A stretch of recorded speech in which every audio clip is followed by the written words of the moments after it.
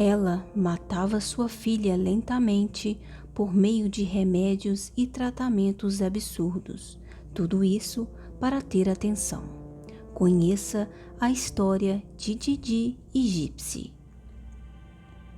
Mas antes, já vai deixando o seu joinha, inscreva-se, comente, compartilhe com os amigos. Assim, você ajuda o canal a crescer e a atingir mais pessoas.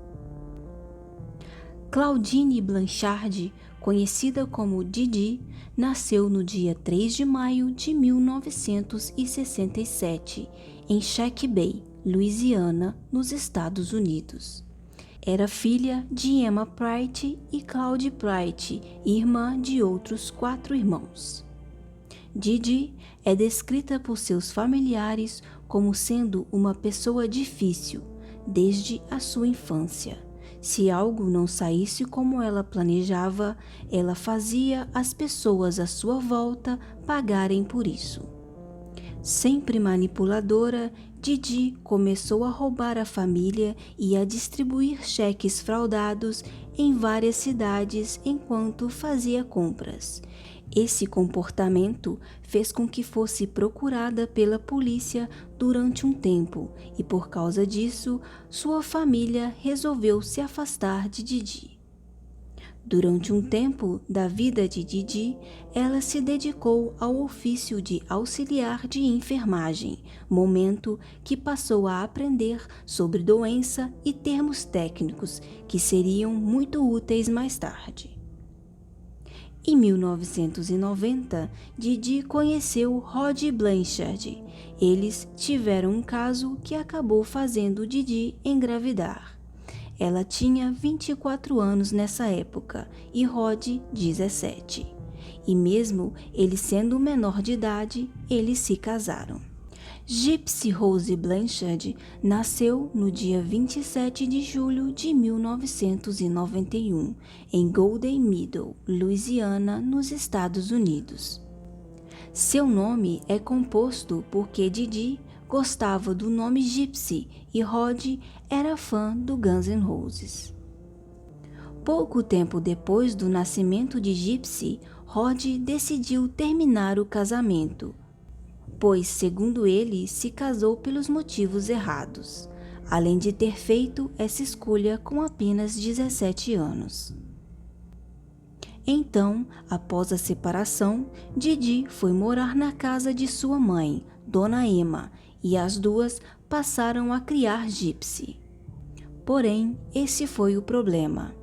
Emma sempre foi uma mãe autoritária e abusiva que controlava a filha e mesmo Didi sendo uma adulta e mãe de Gypsy, não conseguia exercer o seu papel como mãe dela. Emma sempre dizia o que ela tinha que fazer e acabava ignorando o que a filha julgava ser o melhor para Gypsy. Já nessa fase, quando Gypsy tinha um pouco mais de 3 meses de vida, Didi começou a acreditar que a filha tinha apneia do sono. A apneia do sono é um distúrbio do sono em que a respiração para e volta diversas vezes. Didi passou a levar Gypsy em hospitais, mas não encontraram nenhum sinal do distúrbio. Posteriormente, ela se convenceu de que Gypsy tinha vários problemas de saúde, que Didi chamou de um distúrbio cromossômico não especificado. Em 1990, a Dona Emma faleceu em condições suspeitas de abandono.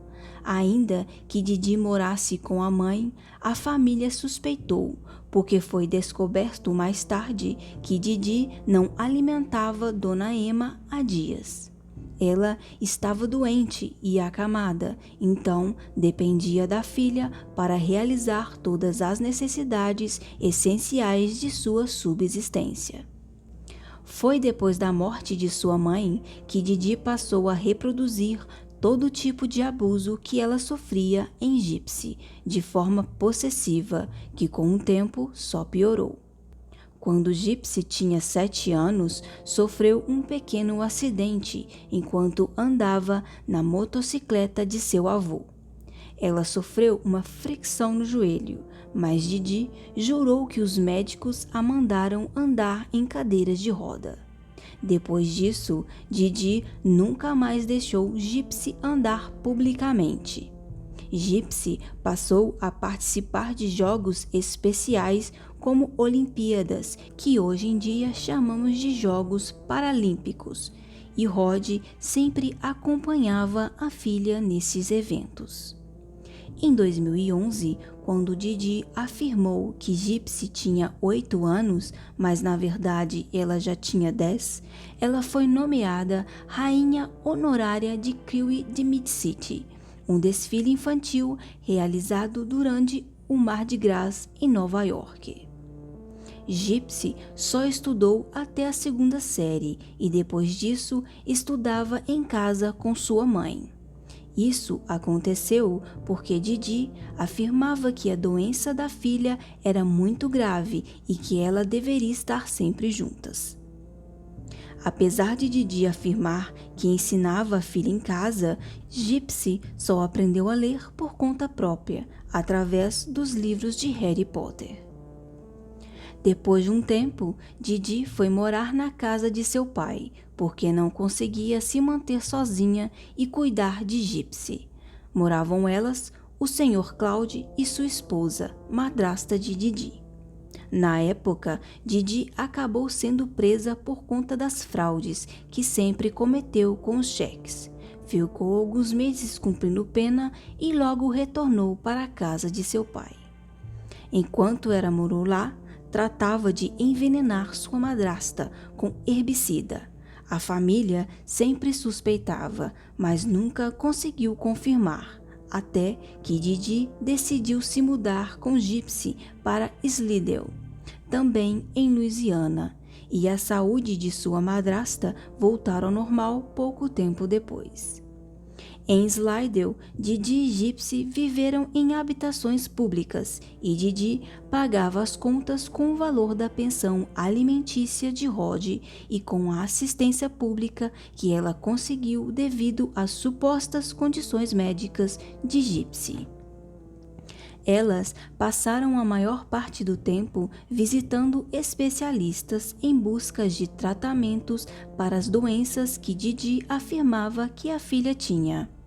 Algumas dessas doenças eram asma, epilepsia, anemia, alergia ao açúcar, problemas de visão e audição, distrofia muscular, um tipo de retardo mental, incontinência, problemas para se alimentar, apneia do sono, problemas cardíacos e pulmonares, entre outros como câncer, inventadas pela Didi. Gypsy tomava remédios para absolutamente tudo. Era obrigada a dormir com um tubo de oxigênio que não ajudava em nada, só fazia respirar pior. Didi também raspava o cabelo de Gypsy, pois, segundo ela, iria cair de qualquer jeito por causa de sua leucemia. Gypsy foi operada diversas vezes sem qualquer necessidade, e mesmo Didi a levando em especialistas, eles não desconfiavam, pois ela nunca deixava Gypsy falar nada. Além disso, a ministragem excessiva dos medicamentos trazia à tona vários sintomas da doença que Didi inventava. Então, as equipes médicas acabavam não desconfiando da mamãe perfeita. Didi também disse aos médicos que Gypsy tinha convulsões a cada poucos meses, então eles prescreveram medicações anticonvulsivas. Também foi realizada uma operação para colocar um tubo de alimentação em Gypsy. Didi parou de alimentar a filha com comida sólida e batia tudo no liquidificador para introduzir na filha através do tubo. Medicamentos também poderiam ser ministrados assim. Então, Gypsy nem precisava estar acordada para ser medicada. Sua mãe fazia isso quando quisesse. Em agosto de 2005, o furacão Katrina devastou toda a região em que elas moravam e o apartamento delas ficou em ruínas. Elas foram para um abrigo em Covington, criado para pessoas com necessidades especiais. Didi disse que os registros médicos de Gypsy, incluindo sua certidão de nascimento, haviam sido destruídos na enchente. Sem casa e históricos médicos, elas foram instruídas por um médico que atendia no abrigo para que se mudassem para o Missouri, pois lá haviam boas condições de tratamento. No mês seguinte, elas foram transportadas de avião. No início, Didi e Gypsy moravam em uma casa alugada em Aurora, uma cidade no sudeste do estado. Durante esse tempo lá, Gypsy foi homenageada pela Fundação Oley, que defende os direitos das pessoas que recebem tubos de alimentação, sendo eleita a Criança do Ano em 2007. Em 2008, a Habitat for Humanity construiu uma casa rosa para elas, com uma rampa de acesso a cadeirantes e banheira de hidromassagem para ajudar Gypsy nos tratamentos. A construção da casa era parte de um projeto de Springfield, então elas se mudaram para lá. A história de uma mãe solteira com uma filha gravemente deficiente, forçada a fugir da devastação do Katrina, recebeu considerável atenção da mídia local. Então, todos da região acabavam ajudando Didi a cuidar de Gypsy. Elas sempre recebiam cartas com doações, ajudas de vizinhos e contribuições de projetos. Estadias nas casas Ronald McDonald's durante consultas médicas não eram raras, além de ganharem viagens e passeios de graça. Algumas das viagens incluíam voos grátis para ver os médicos no Children's Mercy Hospital, em Kansas City, viagens grátis para Disney e passes para os bastidores dos shows de Miranda Lambert, por meio da Make-A-Wish Foundation. Além de todo o apoio da comunidade, Rod nunca deixou de pagar a pensão alimentícia no valor de $1.200 e enviar presentes a Gypsy.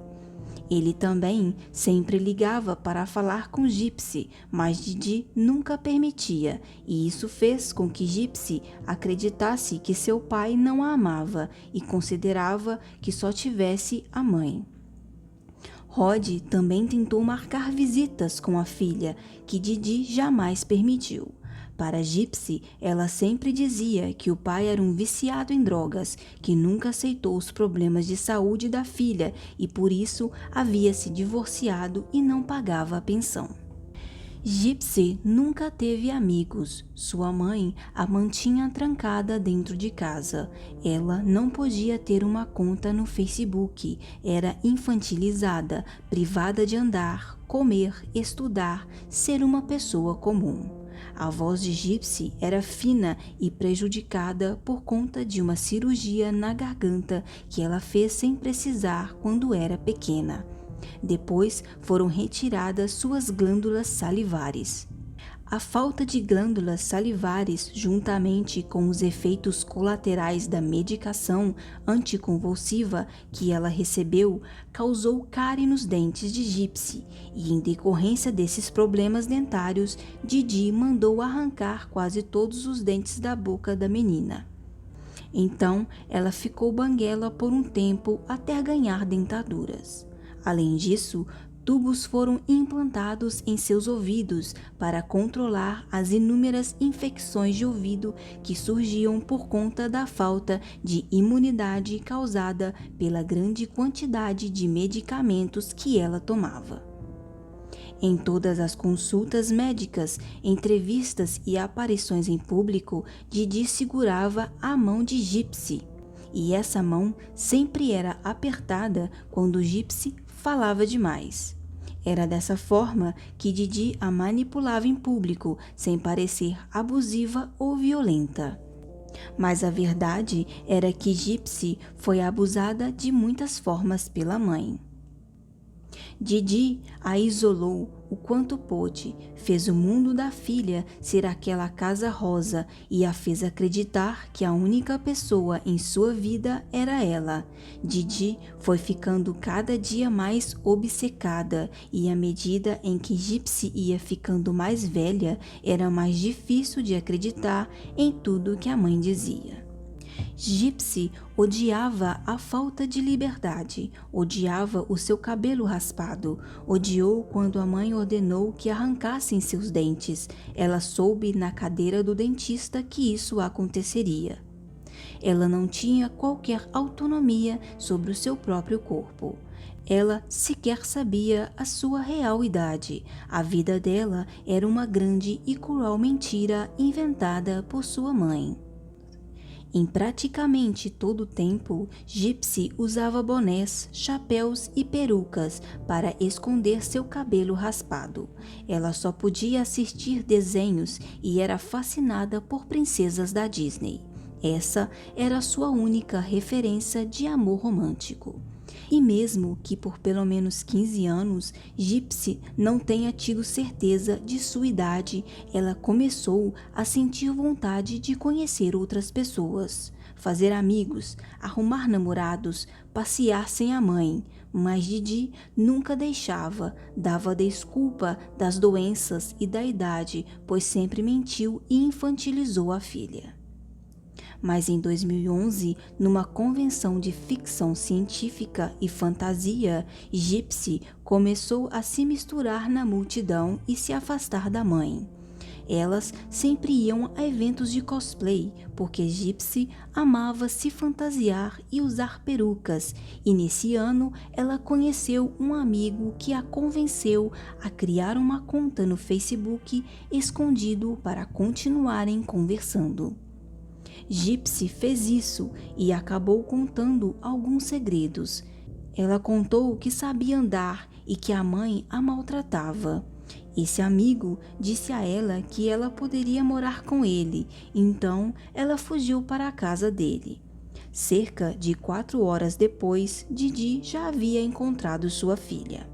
Ela ameaçou Gypsy e o amigo, disse a ele que Gypsy era menor de idade e que chamaria a polícia. Nessa época, Gypsy tinha 20 anos, mas ela não tinha certeza de sua idade, então voltou com a mãe.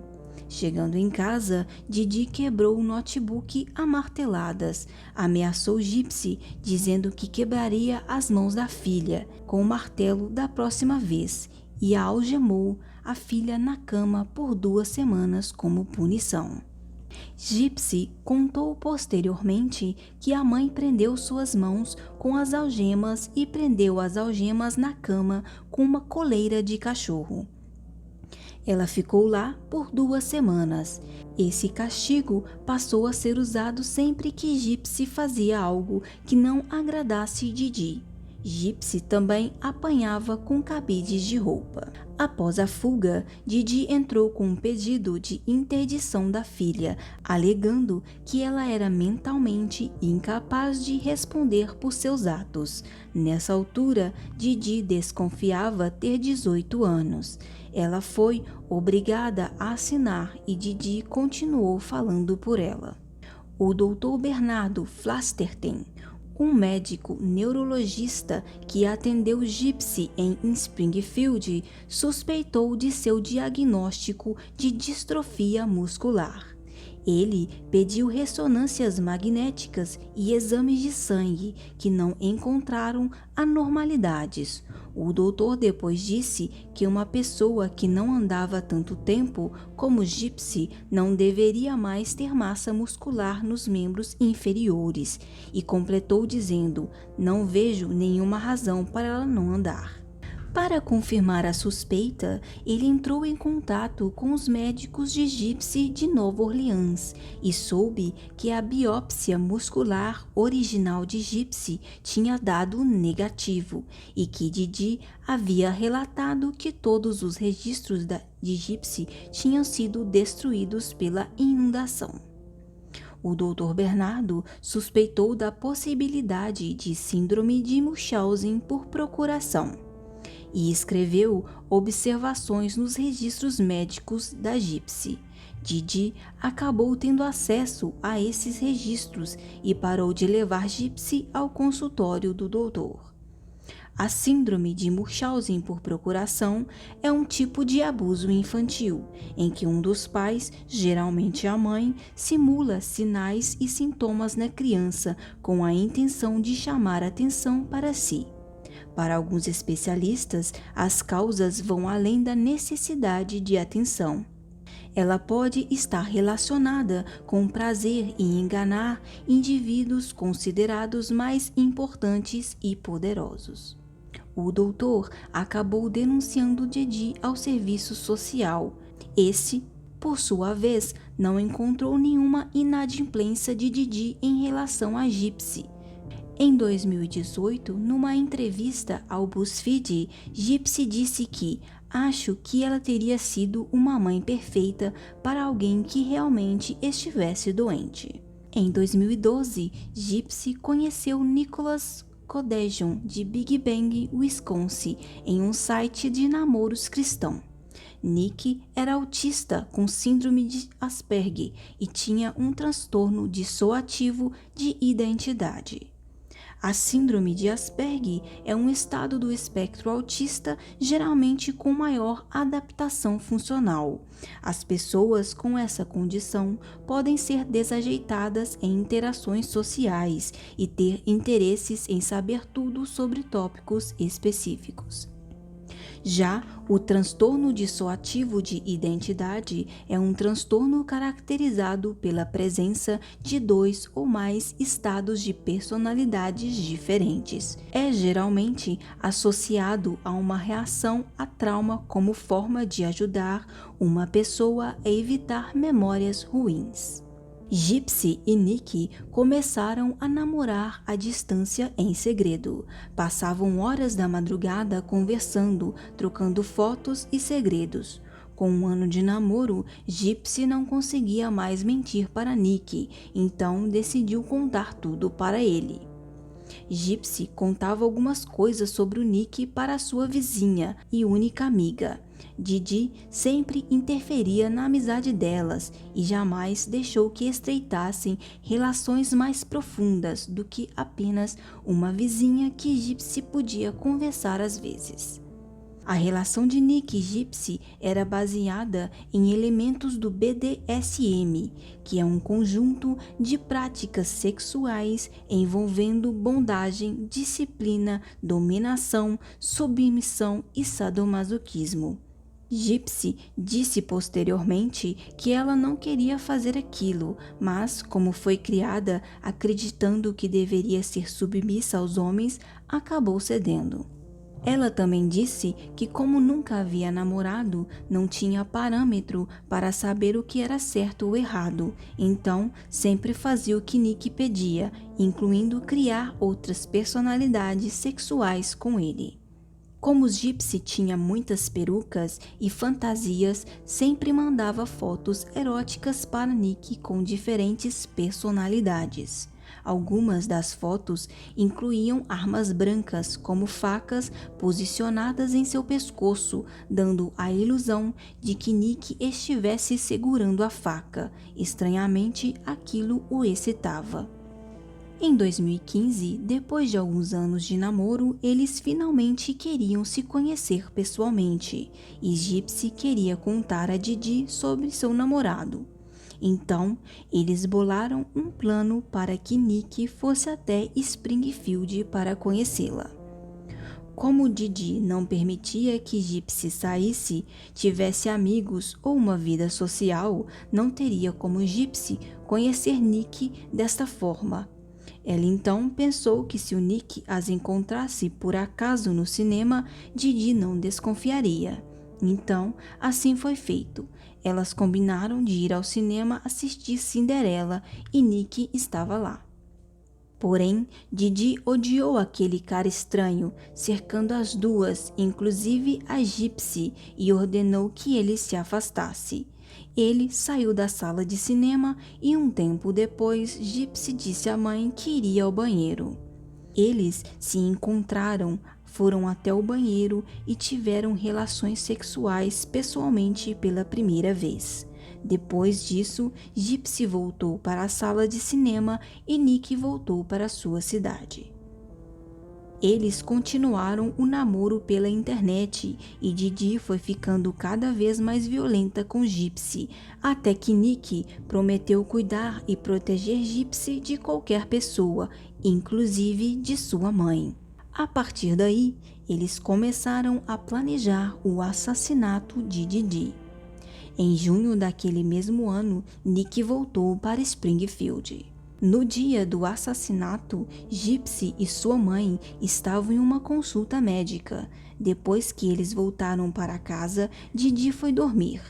Nick já estava lá esperando, então Gypsy permitiu que ele entrasse. Assim que ele entrou, Gypsy o entregou uma fita adesiva, luvas e uma faca. Ela apontou o quarto de sua mãe, entrou no banheiro, deitou-se no chão em posição fetal e tapou seus ouvidos. Nick desferiu 17 facadas nas costas de Didi, que acabou acordando durante este processo.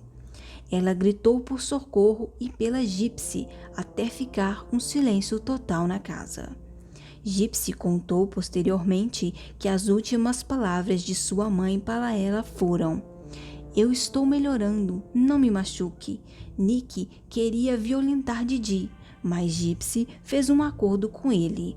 Nick violentaria Gypsy e deixaria sua mãe no quarto. Então, após matar Didi, Nick levou Gypsy para o quarto e a violentou. Em depoimento, ele disse que não sentiu prazer, porque eles tinham muitas coisas para arrumar. Depois disso, eles foram arrumar as malas, limparam as digitais e a faca, pegaram 4.000 em dinheiro que Didi estava mantendo em casa e fugiram para um motel fora de Springfield. No hotel, eles pesquisaram por pornô e fizeram sexo durante a noite. Eles ficaram nesse hotel por alguns dias, até irem para a casa da mãe de Nick. Eles enviaram a faca do crime por correio para a casa de Nick em Wisconsin para evitar serem pegos com ela e compraram passagens de ônibus para lá.